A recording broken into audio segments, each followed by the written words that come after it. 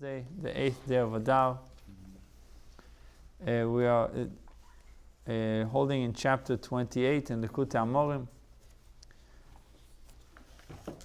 And we're going to read the overview of chapter 28. The series of chapters is advice on meditative techniques to be joyful, overcoming sadness at all time and under all circumstances. It's a big claim to make, that a person has the capability of being joyful at all circumstances. It says in this chapter, Tanya addresses a similar yet different scenario and how to deal with it, being distracted by foreign thoughts, specifically during prayer and Torah study times. This is actually a positive indication. So when you have foreign thoughts and distracting thoughts during prayer and Torah study, the Rabbi tells you that this is actually a positive indication. In today's lesson, when having distracting thoughts during prayer or Torah study, number one, remove your attention from the disturbing thoughts immediately. And number two, be happy that your prayer is constructive, meaning that you're accomplishing something. Otherwise, the evil inclination wouldn't be bothered with you. If your prayer is not accomplishing anything, why should I disturb him? The evil inclination wants to disturb somebody that his prayer is constructive, that he's accomplishing, that he's afraid that you're accomplishing things, and he wants to stop it, and that's why he's disturbing you. That how do you know when you progress in life? When you see resistance, right? So the same thing in spirituality. If you see resistance, that means you're growing. It says, be happy that your prayer is constructive, thus causing the evil inclinations resistance. In the previous chapter, the Alter Rebbe taught that the Beinoni should not be distressed by the occurrence of sinful thoughts in his mind. On the contrary, he ought to rejoice, for by repulsing these thoughts and promptly averting his mind from them, he fulfills the commandment of Lo yisasuru achei levavchem, not going astray after one's heart, and thereby crushes the spirit of the Sitra Achra, consequently causing intense divine pleasure. So as we mentioned yesterday and two days ago, it's the Beinoni actually has more opportunities because of this thought. The Tzaddik does not have these opportunities to crush the Sitra Achra. The Beinoni has this chance. However, this reasoning can only be applied when such thoughts occur to the Beinoni while engaging in the material pursuits. If, however, they occur to him while occupied in the service of God, for example, while praying or studying the Torah, there is certainly no cause for rejoicing, since they distract him from his divine service. How is he to deal with them in this case? If a guy is in his store, doing nothing anyways, sitting in the store, and he has his foreign thoughts, and he needs to be happy that he has a chance to push them away, to crush the Sitra Achra, causing great glory, great honor to Hashem. As we said, the Skaf Sitra Achra, and then there's a B'kol Almin, is Gal Ikur the Kutshubichu B'kol Almin, the glory of Hashem is revealed in all the worlds. So you have a chance to accomplish something. But if it's being done, if it's happening during prayer or Torah study, then it's disturbing your prayer and Torah study. How are you supposed to deal with it? You just said in today's lesson, be happy that your prayer is constructive, thus causing the evil's inclinations resistance. And now, in this paragraph after this, he goes, no, it's true. There's certainly no cause for rejoicing, so we'll see. Okay. He'll explain, even if lustful imagings or other extraneous thoughts occur to him during his service of God, in Torah or in prayer with kavanah,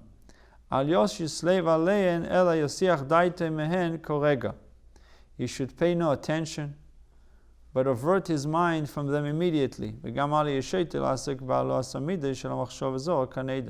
Nor should he be so foolish to engage in sublimation of the midas. What does that mean, sublimation of the midas? That he's that he goes into the problem, like he digs in. He says, okay, I had this thought. Where did it come from?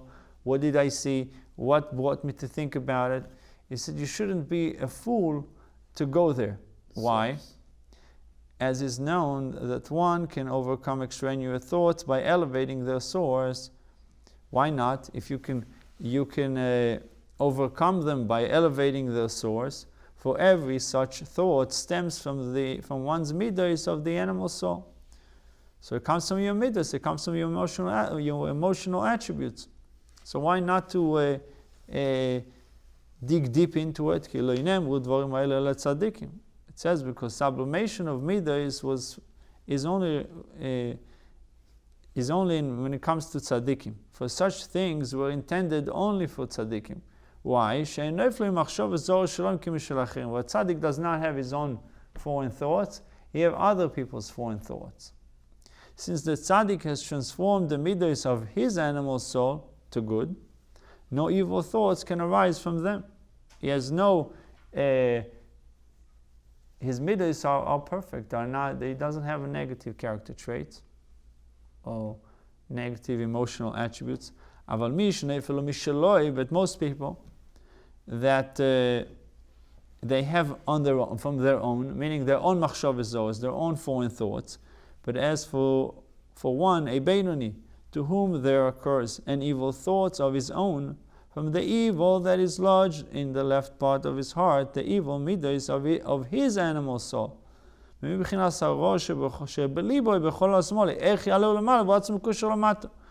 can he raise it up to the spiritual realm when he himself is bound below by his desire for the material? It would therefore be foolish for the Beinoni to attempt to rid himself of extraneous thoughts by engaging in the sublimation of extraneous, no? No, just extraneous. Extraneous, okay. Extraneous, right? Right. Okay, extraneous. I'm meaning chitzoni, right? Chitzoni, outside. I know. Thank you for correcting me. Extraneous thoughts by engaging in the sublimation of his midas. Afal pichein, nevertheless, he must not be downhearted, nor feel dejected and despicable because of this occurrence of extraneous thoughts. So in machlokes between you and him. Oh, it's the same. We're saying the same. You said it perfectly, Tanya, like Extraneous. the first time. Extraneous. Yeah. Extraneous. What's your opinion? If the Rabbi has it. So during his service of God, when he ought to be, I guess, he ought be most joyous. This is going to the point that we discussed. So the time of avodah, the time of the service of Hashem, time of prayer, time of learning, he ought to be most joyous. On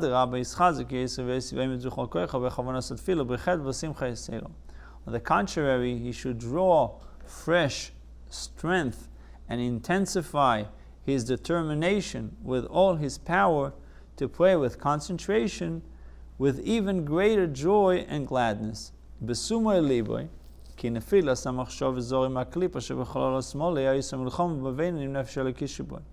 realization that the foreign thoughts which occurred to him derives from the klipa of the left part of the heart, which wages war within the Beinoni against the divine soul within him.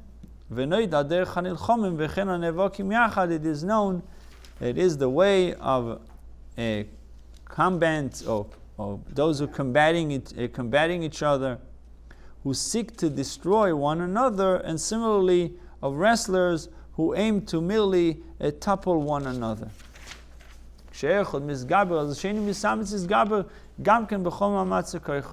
When one is gaining the upper hand, the other likewise exerts himself with all the resources of his strength in order to prevail. Therefore, in the battle between the divine soul and the animal soul, when the divine soul exerts itself and musters all its strength in prayer, thereby to weaken or even vanquish the animal soul. Then automatically the klippa is resisting. Azai gam klippa mizgaberes kenegdo levabelo laapilo machshava zara shelo. The klippa of the animal soul too gathers strength to counter it, aiming to confuse and topple the divine soul by means of a foreign thoughts of its own. And remember, I heard from Rabbi Jacobson once about the subject. He said that Microsoft is employing about 200 engineers that do nothing. They sit there and they wait for the system to crash. If the system crashes, then they go into a working mode. So they're getting paid just to sit and wait for the system to crash. Fireman, the same thing. Yeah, fireman, the same idea. So he says the sitrach is the same thing. Every time a person like builds up a fantasy, creates this whole images and ideas of how he's going to do, how it's going to feel, if he, as we learned, diverts his mind, just thinks about other things, or rejects these ideas, these thoughts, immediately the whole building comes down. So the engineers now are working to put it back. So immediately the Sitra Achra is there to try to, because you just got the upper hand. So the other side will have more resistance. And they will make another attempt and another attempt. So there's no we say always lose the battle, win the war. So in Sitra Achra, there's no such a thing until you die, until a person dies. It says, Al tamin ba'atzmecha adiyei moischa. So you constantly have to wage war against the Sitra Achra, against the evil inclination, against temptations, against impulses and instincts and things like that. We constantly have to fight. We're going to win, and unfortunately we're going to lose. But we have to be in the mode of winning all the time, the mode of fighting all the time, to wage war. When you win most of the times, it becomes easy. No, that specific temptation is going to go away. They'll try something else. If they see that a guy doesn't have issue with Shabbos, so they move into tefillin. He has no issue with tefillin. They move into something else, to kashrus. He has no problem with kashrus. They'll move to something, maybe machshava zores, maybe he wastes his time not to learn enough, not to daven properly, whatever the case would be. So each one to his level. It says, Kol hagodol mechaveiro yitzro godol mimeno. Whatever, the greater you become, the greater your evil inclination becomes. He becomes smarter. He knows what to do with the individual he deals with.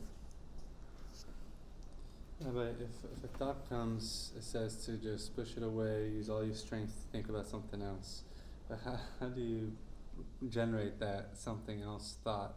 Is it something that you already have premeditated, a go-to? Like you always it says that you were interrupted, meaning you were doing, you were involved with A, suddenly B comes to you, so you just go back to A and continue focusing on what you were doing before. It says, the animal soul, sensing danger in the divine soul's increased efforts in prayer with devotion, contrives to jar one's concentration by conjuring up assorted foreign thoughts in his mind. So it's not even one, it's assorted foreign thoughts. It's different types. They're trying whatever they can. Thus the appearance of an extraneous thoughts during prayer indicates that one's devotion was of sufficient quality to give the animal soul cause for concern. That's a good indication. And this realization itself should gladden one and encourage him to continue his efforts, like showing you from above, you're in the right path, keep on going. Imagine a guy doesn't have any resistance. That means he's not making any waves. No effort. It's like you have two opponents that are running for election. And one opponent is not even looking at the other opponent. He's not talking about him, he's not mentioning him, he's not making any reference to him, meaning that he's not bothered by him. He's not a threat to him. So if we are a threat to the Sitra Achra, that's a good sign. It's a good indication. And therefore you should be joyful. And when you are joyful, you have more power to combat the evil inclination. We have more resources. Now you have another tool to combat But it's good the to have Sitra bad Achra. thoughts, so. It's good indication. It's not a good thing to dwell on them, but it's a good indication. It shows you're in the right direction. You're causing tumult upstairs. Strange. Yeah. And they're trying to stop it.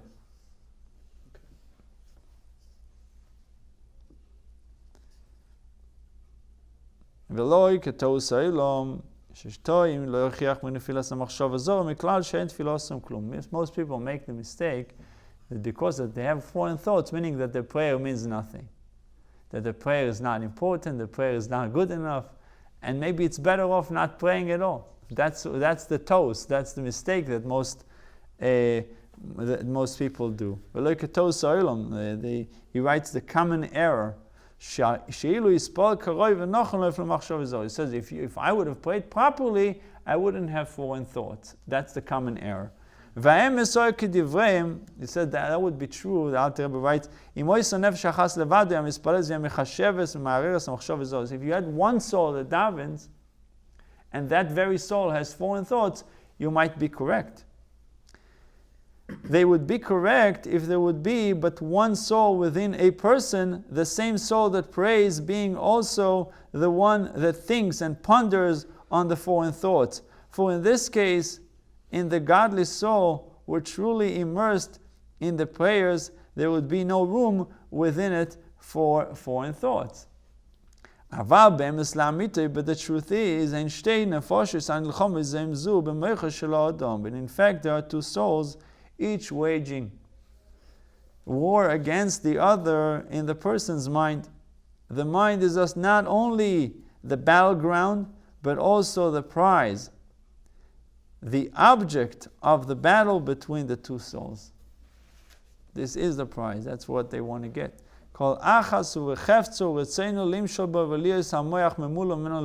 Each of them wishes and desires to rule and pervade the mind exclusively. That's it. They want complete domination. The godly soul wants to be there by itself, and the evil inclination, the Sitra Achra, the other side, wants to be there by himself.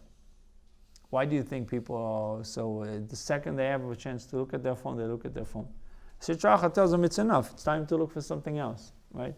You had enough. Go look for other things. Sitra Achra. וכל הרהורי תורה ויראת שמיים מנפש הליקיס וכל מלידה עמא מנפש הבאמיס. All thoughts of Torah and the fear of God come from the godly soul, while all thoughts of worldly matters derive from the animal soul. If you have thoughts about politics in prayer, where do you think it comes from? A godly soul? It doesn't come from godly soul. It comes from the animalistic soul. It said clearly. All thoughts of worldly matters derive from the animal soul.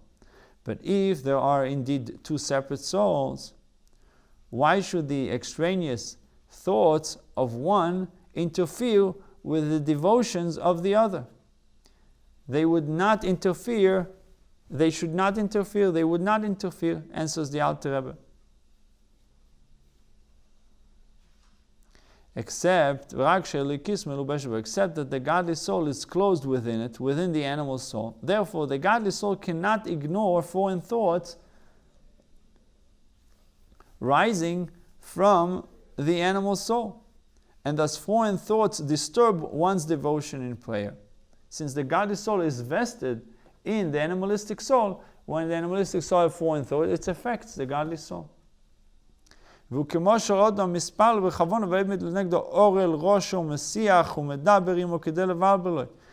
is to use an example. The Alter brings this example like a person who is praying with devotion, while facing him there stands a wicked heathen who chats and speaks to him in order to confuse him.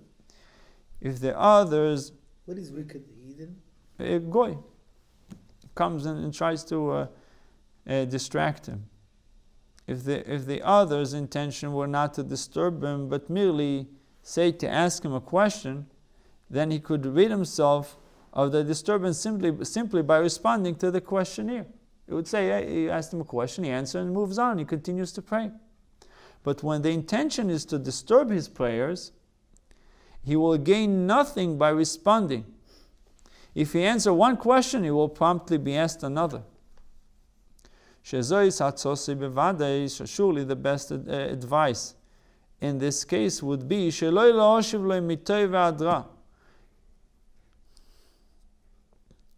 not to answer him neither good nor evil, but rather to act as if you were deaf without hearing. It's a pasuk in Proverbs. Koheles Shlomo Melech says, answer not a fool according to his folly, lest you too become like him. Don't answer him. Just as in the analogy of the heathen who disturbs one during prayer, so too, when foreign thoughts enter one's mind while praying, he should answer nothing at all. Nor should he engage in argument against the foreign thoughts. Why do I have these thoughts? How did it come? Where did it come from? He should not occupy himself with mental discussions on the best strategy for countering the foreign thoughts. It says, for he who wrestles with a filthy person is bound to become soiled himself. Similarly, in the process of fighting the foreign thoughts, one's mind becomes filled and tainted by it. He should therefore not seek to grapple with it. It says a famous story that a rabbi was walking with his disciples, and he saw a girl drowning. So he went into the river, he saved her, took her out, and they noticed she was naked. So they asked him, how did you, you just touched whatever. So he said, I need to save somebody. I went and saved it, and that's it. I already moved on to the next thing. But your head was still there, still thinking about it. Like the rabbi that was trying to train his Hasidim, they see a woman, they would think it's a tree. So they ended up, every time they saw a tree, they thought it was a woman. So it says, it's like where your mind is, yeah. If you're thinking about it, you're contemplating about it, it becomes you, it becomes a part of you. It's harder to get rid of it. So the easiest way is just to ignore it when it comes, right there and then. If you develop it a little bit, that's it, it takes room in your mind. Firewall. Instead, he should pretend not to know nor hear the foreign thoughts that occurred to him.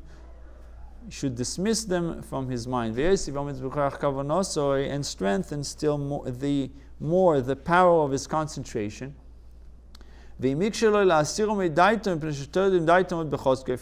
he finds it difficult to dismiss them because they distract his mind with great intensity.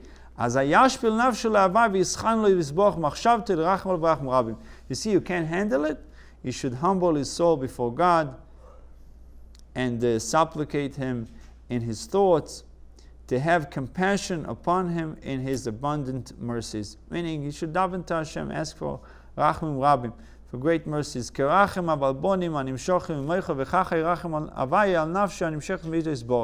Like a father who takes pity on his children who stem from his brain, and so should Hashem be compassionate on his soul, which derives from the mind of God, the attribute of Chokhmah, as explained in chapter 2.